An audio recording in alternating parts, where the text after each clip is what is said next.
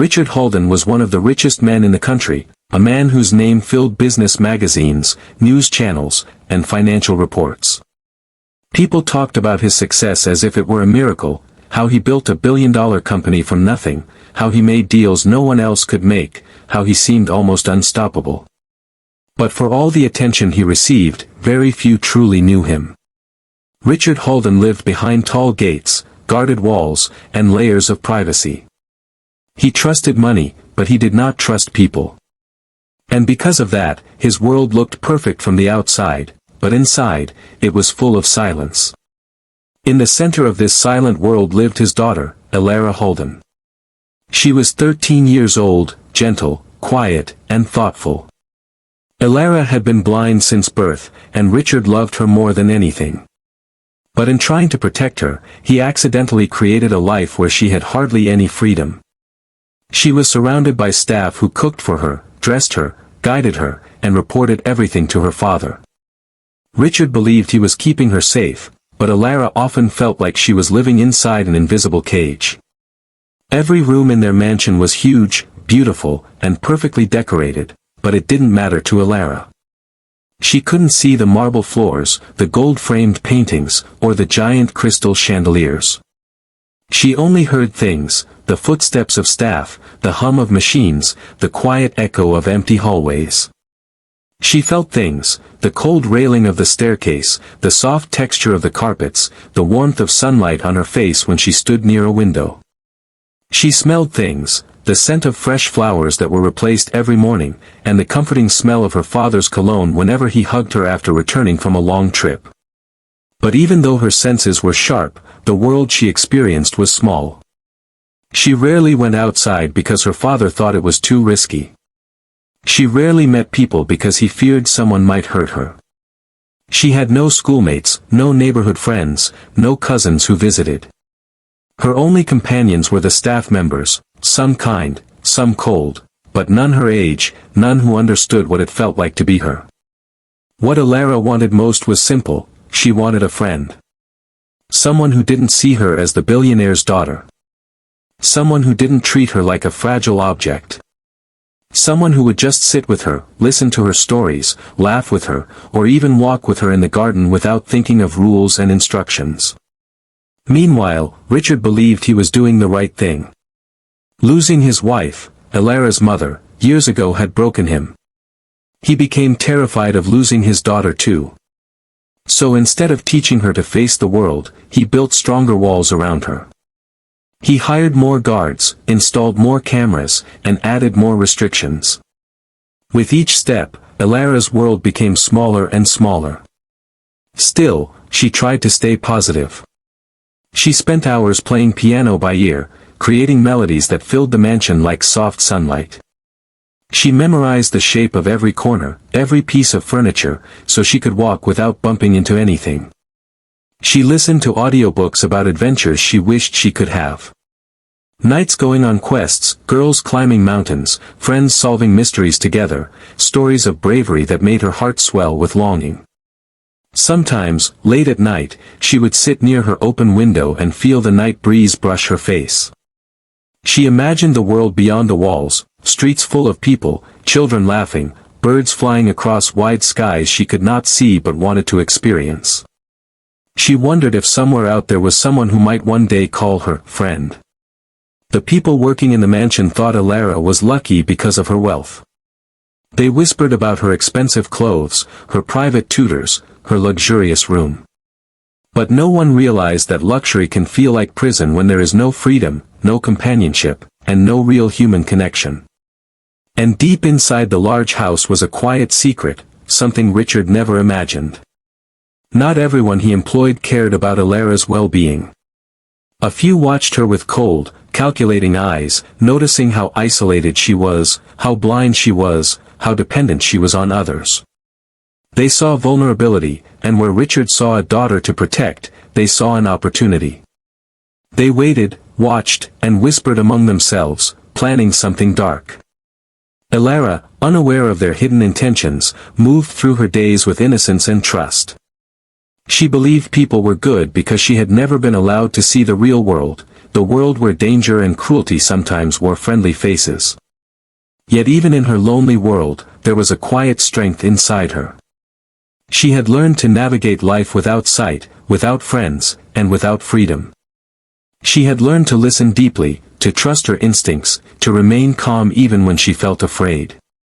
She did not know it yet, but these inner strengths would one day help her survive something terrible.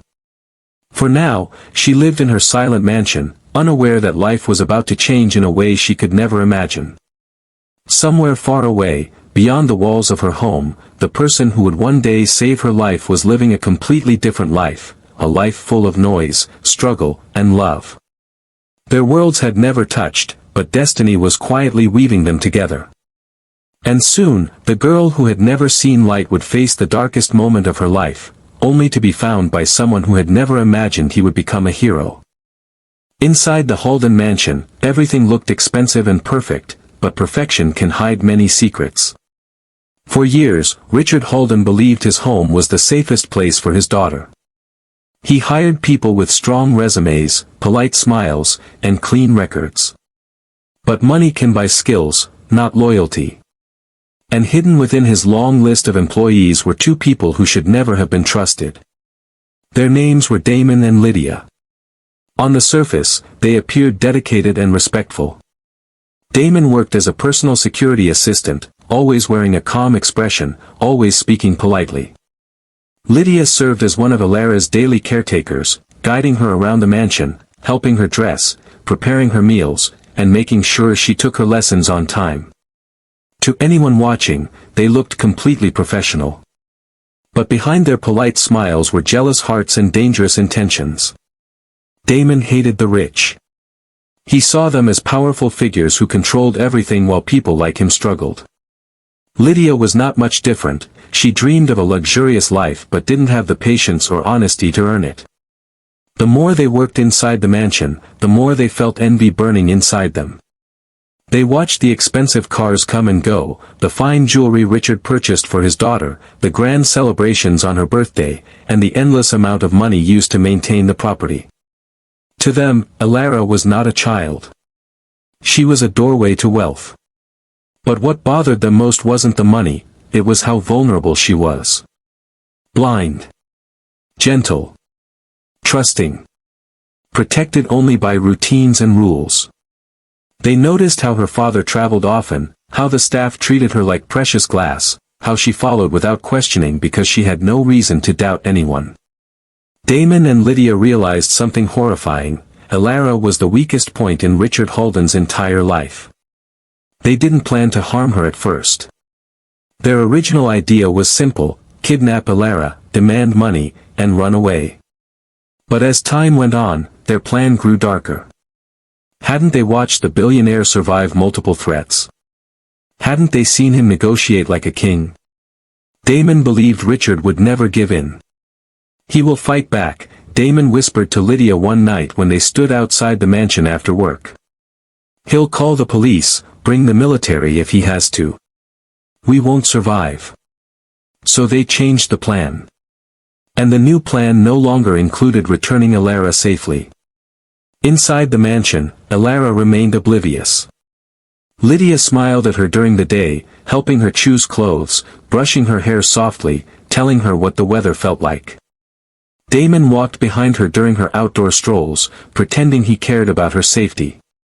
And all the while, they were preparing. Studying which days Richard traveled. Watching which staff members took breaks. Learning how to work around the cameras. Every detail mattered. Every second was counted. Their hatred grew stronger with every passing week. What made it worse was how gently Alara treated them. She always said, "Thank you," even when they didn't deserve it. She trusted their hands to guide her. She believed every word they said. She was kind, soft-spoken, and never rude, not even once. But instead of softening Damon and Lydia's hearts, her kindness made them angrier. They saw her innocence not as something to protect but as something easy to exploit. One afternoon, when Richard was away on a business trip in Europe, Damon noticed something that made him smirk: a tiny gap in the mansion's strict routine. Ilara's main caretaker had fallen ill, leaving Lydia completely in charge.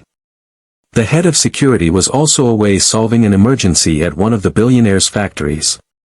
Damon realized this was their chance. No one would check on them. No one would question their actions.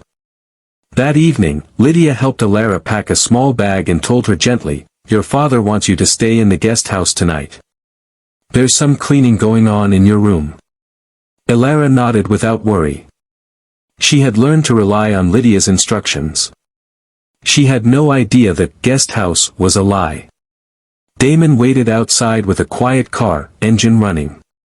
He greeted Ilara warmly, as always, pretending nothing was unusual.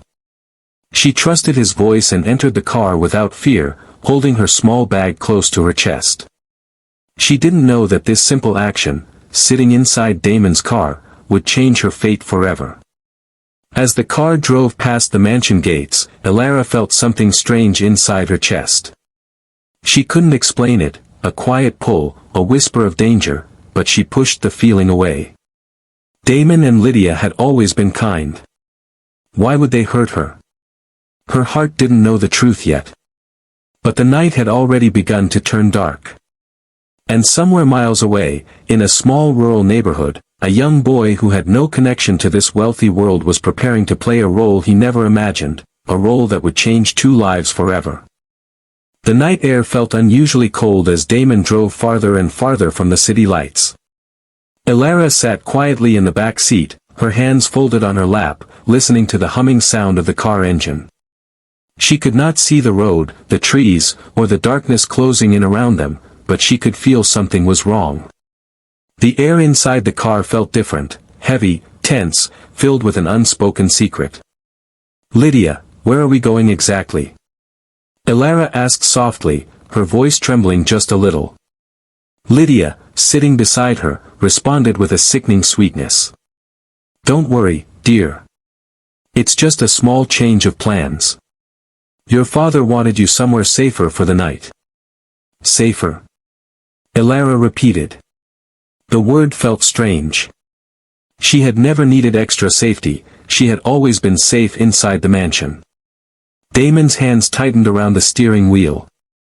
He didn't say a word. Silence is sometimes louder than sound, and Ilara felt it. Her instincts whispered warnings, but she didn't know how to act on them. She had no map in her mind, no sense of direction. All she could do was sit and hope her fears were wrong. The car drove for what felt like hours. The smooth city roads eventually turned bumpy and uneven. Ilara felt the car tilt and shake as if it were climbing something steep. The smell of wet soil and pine trees drifted through the window. She realized they were nowhere near the guest house. "Where are we?" she whispered, more to herself than anyone else. No one answered. Damon finally stopped the car. The engine died, leaving behind only the sound of wind brushing against the trees and the far-off call of night creatures. Ilara's heartbeat grew loud in her ears. "Lydia?" she asked again. Her voice wasn't soft anymore, it was scared. Lydia took her hand, but this time her grip was cold and forceful. "Come," she said, pulling Ilara out of the car. The air outside felt wrong, wide, open, almost dangerous. The ground beneath her feet was uneven, covered in stones and dirt. This wasn't a house. This wasn't anywhere safe. Ilara knew something terrible was happening. "Please, tell me what's going on," she said, her voice breaking. Damon finally spoke, his tone sharp and cruel, a voice Ilara had never heard from him before. "Your father has ruined too many lives. Tonight, he loses something too." The word stabbed her heart. What do you mean?" she cried. But they didn't answer. Lydia pulled her forward roughly, guiding her to a spot where the earth felt thin beneath her shoes.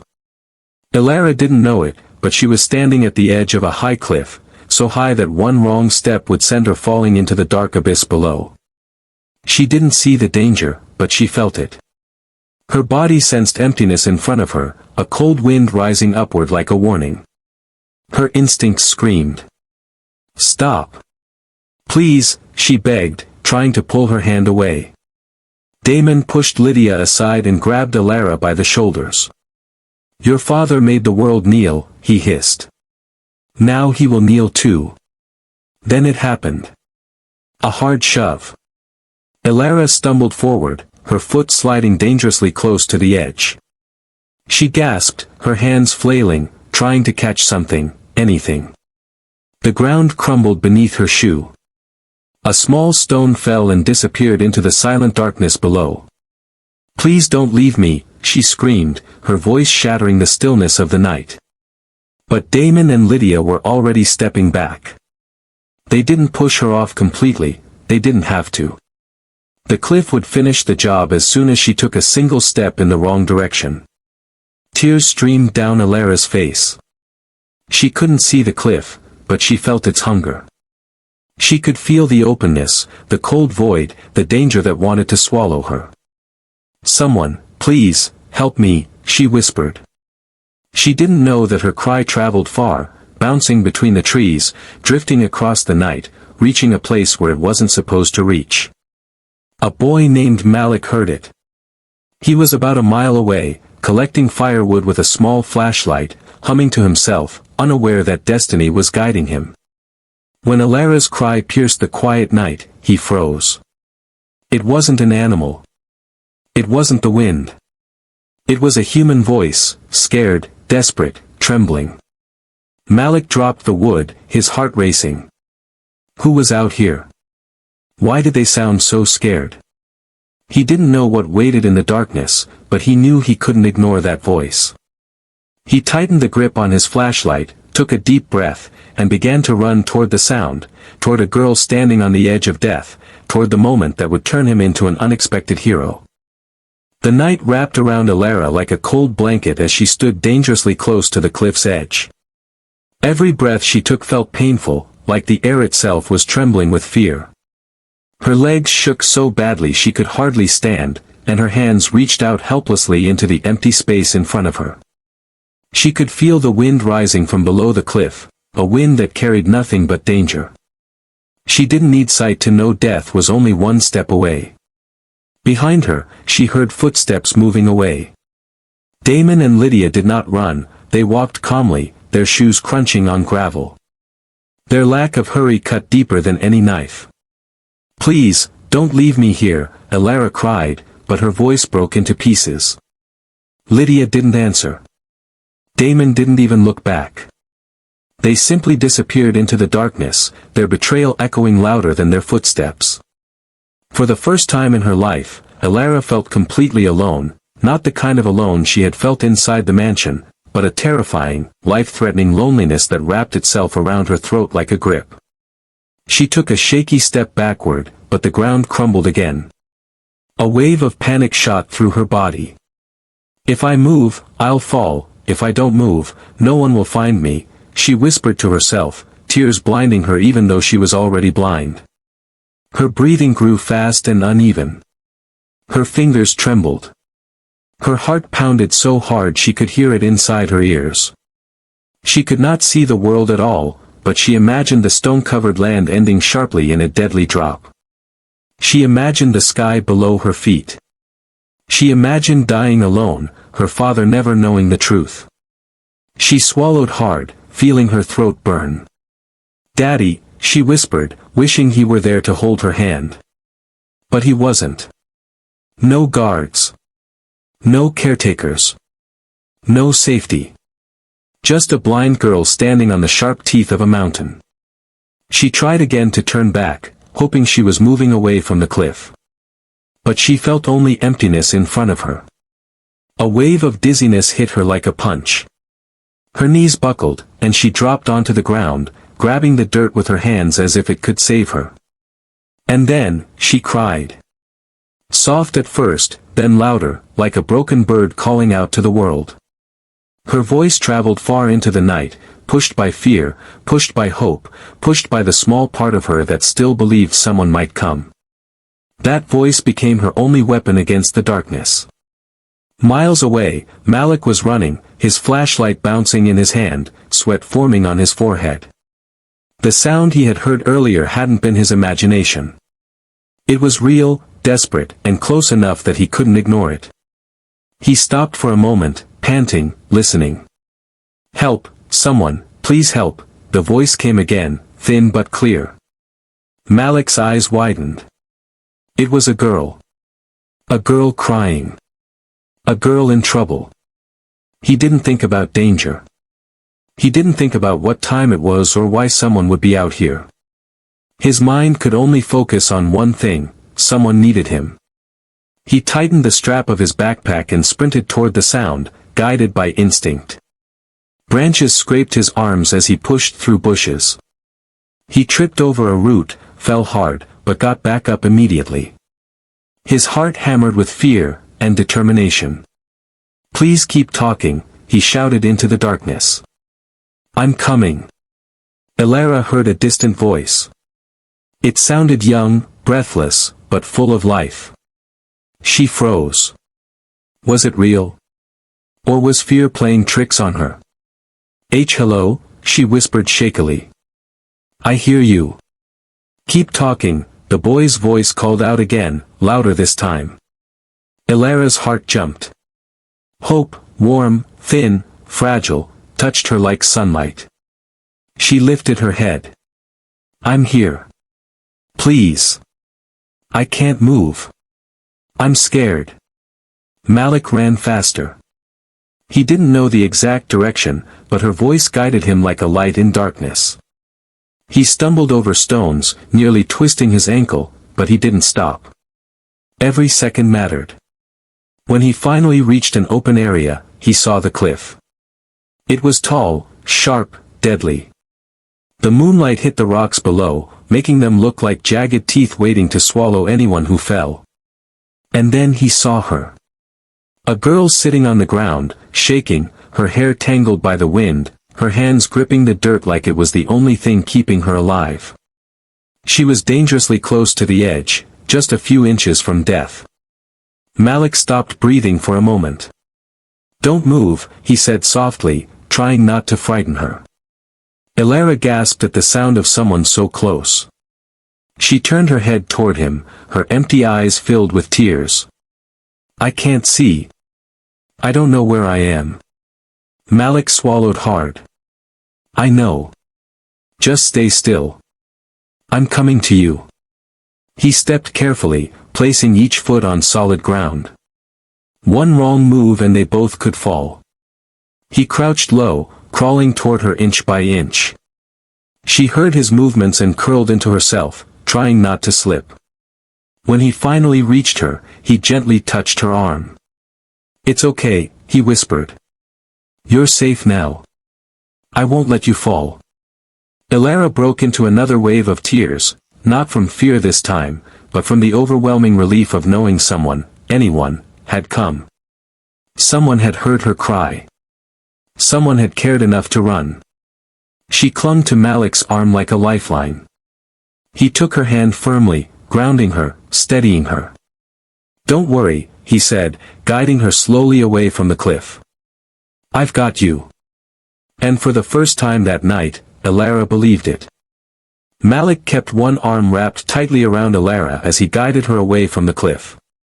Every step felt like walking on a tightrope. The ground was uneven, the wind strong, and fear still clung to both of them like a shadow. Elara's legs trembled with every move, and Malik could feel how cold her hands had become. She was shivering, not just from the night air, but from everything she had just survived. "You're doing great," Malik whispered, trying to keep his voice calm and gentle. "Just a little more. You're safe with me." Elara held onto his hand like it was the only solid thing in her world. She didn't know who he was. She didn't know where she was. She didn't know what would happen next. But something about Malik's voice, steady, warm, filled with a courage she could almost feel, made her trust him instantly. When they reached a flat patch of ground far from the cliff, Malik gently helped her sit on a fallen tree trunk. Elara took a deep breath, finally able to release some of the fear she had been holding inside. "Are you hurt?" Malik asked, kneeling in front of her. His flashlight shone softly on her face, but he could tell instantly that she couldn't see the light. "No, just scared," Elara whispered, clutching her chest. I thought I was going to die." Malik's heart twisted painfully. He couldn't imagine what she had gone through. "You're not alone anymore," he said. "I'm here." Elara listened closely to every sound. She could hear the rustling of trees, the distant cry of an owl, and Malik's breathing, fast, but steady. She realized how young he sounded. Maybe her age. Maybe a little older. That made her trust him even more. Children don't lie at moments like this. Children don't pretend to rescue strangers in the dark. "What's your name?" she finally asked. "Malik," he replied. "I live in the village down the hill." "What's yours?" "Elara," she said softly. Malik repeated it under his breath like it was something special. "Elara. Don't worry, okay? I won't let anything happen to you." Her breath hitched. No one had spoken to her that way in a long time, not like a fragile object, not like a responsibility, but like a person. A person worth saving. Malik reached into his backpack and pulled out his jacket. Without thinking twice, he wrapped it around her shoulders. The fabric was warm from his body heat, and Elara hugged it tightly. "Why were you out here?" he asked gently. "This place is dangerous, even for people who can see." Elara hesitated. Her voice grew small, like she was shrinking into herself. "Two people from my home, they brought me here. They said my father wanted me to stay somewhere safe." She paused, swallowing hard. "But it was a lie." Malik froze. "They brought you here on purpose?" Elara nodded slowly. "You didn't get lost? You didn't walk here alone?" "No," she whispered. "They took me in a car. They left me here. I don't know why." Malik felt anger burn inside him, but he pushed it down. Anger wouldn't help Elara right now. She needed comfort, not rage. "Okay," he said slowly. "Then we need to get you away from here. This place isn't safe." Elara heard movement behind her. Leaves crunching. Branches snapping. Her heart leaped in fear. "Did they come back?" she gasped, shaking. Malik quickly stood up, shining his flashlight around. He stepped in front of her protectively, shoulders squared, ready to fight even though he had nothing but a weak flashlight and a determined heart. But it was only wind pushing through the bushes. Elara let out a shaky breath. "You don't have to be afraid," Malik said softly. "I won't let them hurt you again." His voice didn't sound like a boy's voice anymore. It sounded like a promise. A powerful one. Malik knew they couldn't stay long. The cliff was dangerous. The night was growing colder. And whoever left Elara here might still be nearby, watching, waiting, making sure she didn't survive. "We need to go to my home," he said. "It's not far. My mom can help you. She's really kind." Elara hesitated. She had never been in a stranger's home before. She had barely been outside her own mansion. Her whole life had been built on rules and routines, on safety and protection. Now she had none of those things. Just the hand of a boy she had never met. But kindness has a sound, gentle, honest, impossible to fake. And Malik's voice carried all of it. "Okay," she whispered. Malik held her hand and guided her through the forest carefully. He warned her every time there was a rock, a branch, or a dip in the ground. He slowed down whenever she seemed tired. He tightened his grip whenever she stumbled. Step by step, they walked out of the darkness together. And behind them, deep among the trees, a pair of eyes watched them leave, the eyes of someone who didn't expect Elara to still be alive. Malik guided Elara through the dark forest, never once letting go of her hand. His palm was warm and steady, and every time she stumbled, he tightened his grip as if to tell her, "I won't let you fall." Elara had never walked through a forest before. The sounds frightened her, the crackling of dry leaves, the sharp snapping of branches, the distant hoot of owls, and the soft rustle of small animals running through the bushes. But Malik kept talking to her, explaining every sound so she wouldn't be scared. "That's just the wind," he said gently when she flinched. "That's a squirrel, don't worry. That's just twigs breaking under our feet." With every word he spoke, she relaxed a little more. He was her guide, her eyes, her safety. She didn't know why he cared so much, but she was grateful beyond words. After a while, Malik noticed her breaths growing shallow. Her steps were small and unsteady. Her body trembled from shock, cold, and exhaustion. "Do you want to rest for a minute?" he asked softly. "No," Elara whispered. "If we stop, I'm scared they might find us." Malik understood. Fear was pushing her forward. So he nodded and walked slower, giving her time to adjust. A low branch brushed her hair and she gasped. Malik immediately stepped in front of her, shielding her from the branches with his own body. "You're safe," he said again, his voice like a warm blanket. Silence passed between them for a while, soft, fragile, but comforting.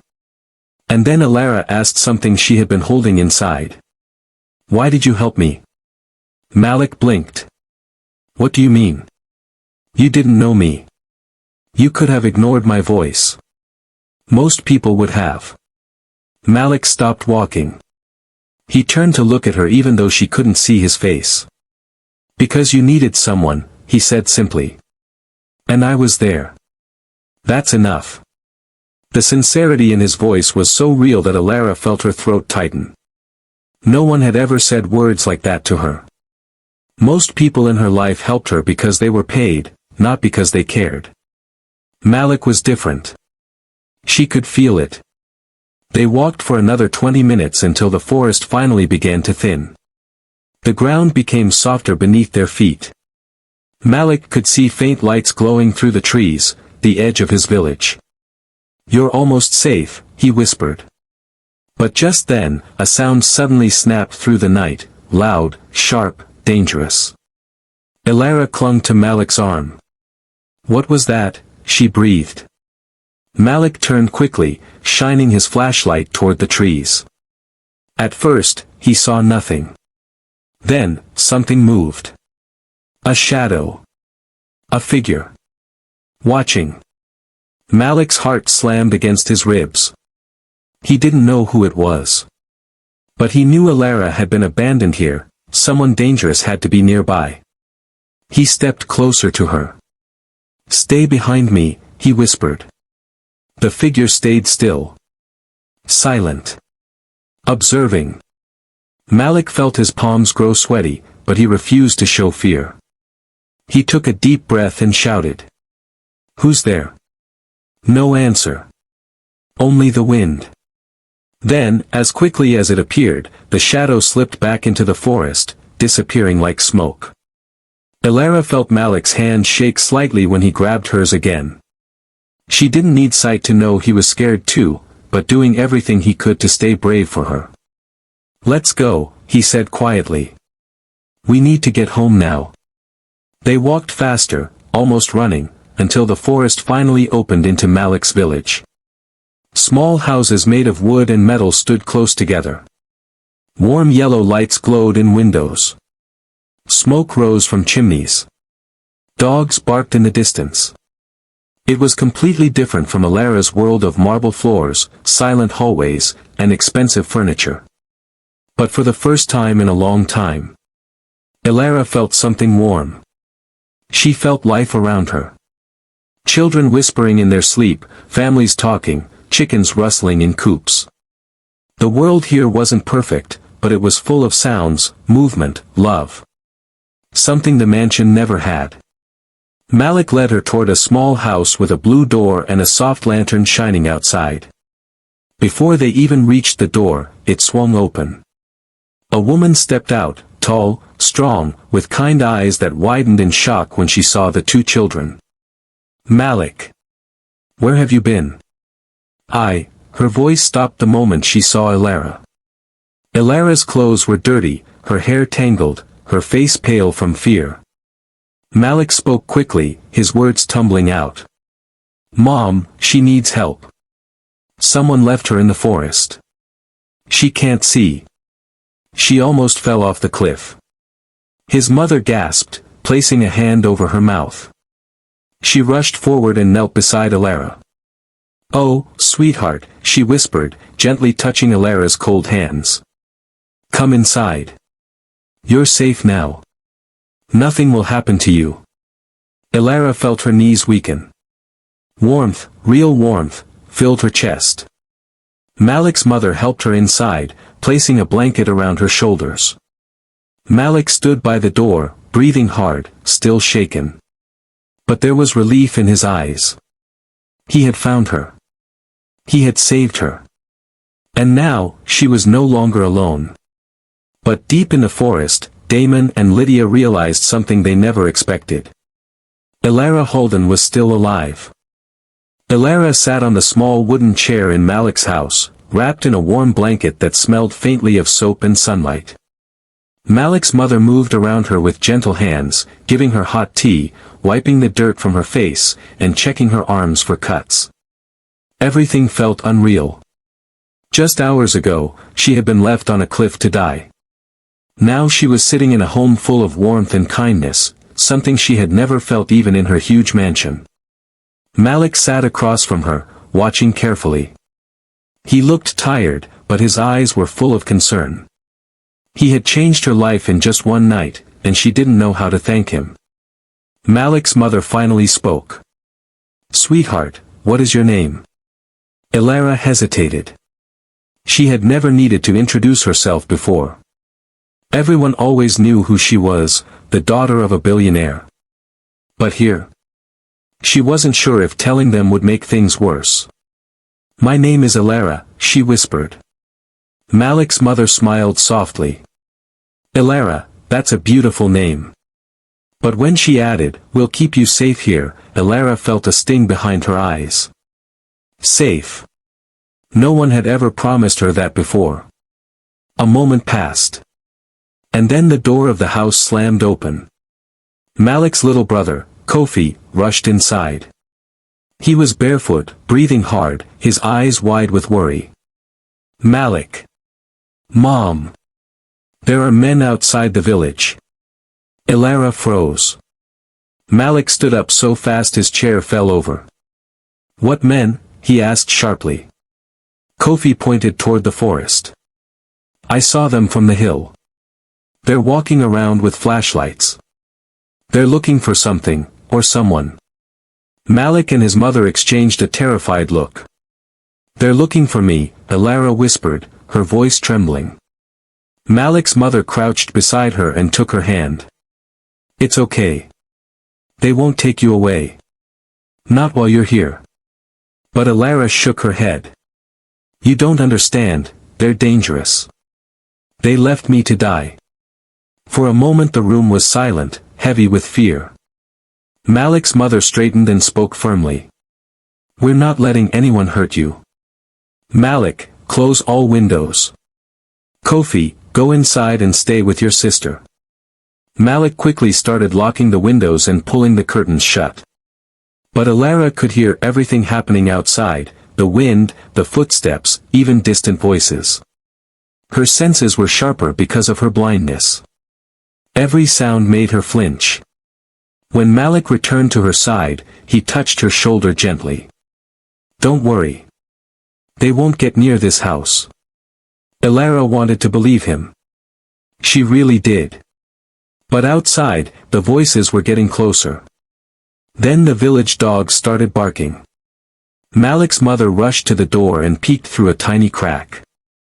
Elara couldn't see anything, but she could feel the shift in the air, the fear. "They're in the village now," Malik's mother whispered. Elara felt the blanket tighten around her shoulders. Her heartbeat was loud and painful in her ears. Malik knelt in front of her and held her hands, his grip strong and protective. "I won't let them take you," he said again. Suddenly, a sharp knock echoed through the house. Three loud, heavy bangs. Everyone froze. Malik's mother whispered, "Stay quiet." Another knock. Louder this time. And a rough voice from outside shouted, "We're looking for a girl. She's blind. Have you seen her?" Ilara's whole body went cold. Malik's mother didn't answer. She pressed her lips together and stayed perfectly still. The man outside spoke again, more threatening now. "We know she came through this forest. Don't lie to us." Ilara felt Malik's hand tighten around hers. She could feel the anger rising in him, the protectiveness. But she also felt his fear. Another bang on the door. Malik's mother whispered quickly, "Ilara, hide behind the curtain." "Malik, stay with her." Ilara stood shakily, feeling her way along the wall until she found the curtain. Malik stayed right beside her, shielding her with his small but determined body. The door shook violently. "Open the door," the voice thundered. When no one answered, the man kicked the door so hard the whole house trembled. Malik's mother grabbed a cooking pan, the only weapon she had. She took a step forward, ready to defend her home. Then, silence. The knocking stopped. Ilara held her breath, listening. The footsteps outside moved away, slowly, then faster, then running. Malik peeked through the curtain. "They're leaving." But Ilara didn't relax. Something didn't feel right. Malik's mother slowly approached the door and listened. When she felt sure the area was quiet, she whispered urgently, "We need to get Ilara out of this village. If they don't find her here, they'll search every house. It's too dangerous." Ilara felt her legs weaken again. She was causing trouble, again. She didn't want these people to suffer because of her. "I can leave," she said softly. "I don't want to put you in danger." Malik shook his head fiercely. "No. You're not going anywhere alone." His mother agreed. "We'll take you somewhere safe. But we have to move when the men are gone." Ilara swallowed hard. She didn't know where they would go, or how far they could escape, or who else might come after her. But she knew one thing. She trusted Malik. And she trusted this family more than she had trusted anyone in her whole life. Outside, the night grew quieter, but the danger didn't disappear. Damon and Lydia were closer than ever. And this time, they were willing to destroy anything, or anyone, that got in their way. The next morning, the sun rose slowly over Malik's village, painting the sky in soft orange and pink. The air smelled of wet earth and smoke from cooking fires. But even the beauty of the morning couldn't chase away the tension that hung over the small house. Ilara sat wrapped in a blanket, listening to the quiet hum of village life. Birds chirped. Children laughed. And yet, in the back of her mind, the memory of the cliff, Damon, and Lydia's betrayal made her shiver. Malik's mother moved quietly around the house, preparing a small breakfast. She placed a warm cup of tea in front of Ilara. "Eat, sweetie. You need strength for today," she said softly. Her voice carried the calm authority that made Ilara feel safe. Malik leaned against the doorway, arms crossed. His eyes were serious, scanning the horizon. "We have to call someone who can stop them for good," he said. "They'll come back if we don't." Ilara nodded, though she felt nervous. She had never spoken to the police or anyone outside her mansion. She didn't know how this world worked. But she trusted Malik, and that trust gave her courage. Malik ran to the nearest phone and dialed the police. When he explained what had happened, the officers were shocked. They promised to send a team immediately to capture Damon and Lydia. Malik turned back to Ilara. "Help is coming," he said. "You won't have to face them alone." For the first time since the night began, Ilara felt a spark of hope. She closed her eyes, imagining the mansion, the cliff, and the darkness. And now, for the first time, she believed she might survive, that she might have a life beyond fear. Hours later, the police arrived. They moved quickly, combing the forest and questioning villagers. Damon and Lydia had no idea anyone had found Alara. By the afternoon, the police tracked them down hiding near the edge of the forest, and both were arrested. The officers confirmed that Alara's father had been notified and was on his way. When Richard Halden arrived in the village, he ran straight to his daughter. Alara could feel his presence, the trembling in his hands as he held her close. "Alara! You're alive!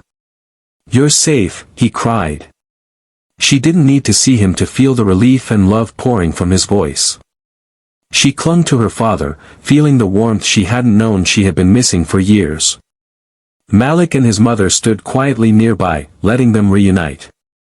Richard's eyes filled with tears as he looked at the boy who had saved his daughter's life.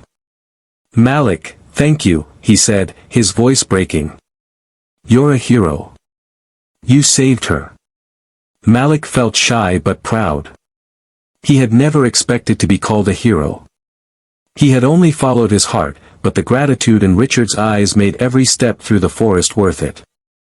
Alara, still trembling, turned to Malik. You saved me," she whispered. "I don't know how to thank you." Malik smiled softly. "You don't have to. Just promise me you'll be safe from now on." Richard nodded. "I promise. She will never be alone again." Over the next few days, the story of the blind billionaire's daughter who was saved by a brave young boy spread across the country. Newspapers wrote about Malik's courage. Television networks shared his story. Everyone admired the boy who had run into the forest at night to save a life. But for Malik and Alara, the recognition didn't matter. What mattered was the bond they had formed, a bond built on trust, bravery, and kindness. Alara returned to her father's mansion, but it was no longer the lonely, cold place it had once been. Richard hired new, honest staff and allowed her more freedom to experience life outside the mansion walls. And though she still couldn't see, Alara had learned something far more important than riches or luxury. The world had people who cared, people who could rise above fear to protect others. And Malik? He returned to his small village, proud and humbled, knowing that one night had changed both his life and Alara's forever. He had discovered that courage isn't about strength or wealth, it's about the choice to act when someone needs help, even when it's terrifying. Alara would never forget him. She had been abandoned, left on the edge of death, and yet, she had found hope in the heart of a boy who didn't even know her. Their friendship grew stronger every day, proof that sometimes heroes come from the most unexpected places, and a single act of bravery can save a life, and change it forever. And in a quiet way, life returned to normal, but the memory of courage, hope, and friendship stayed forever in their hearts.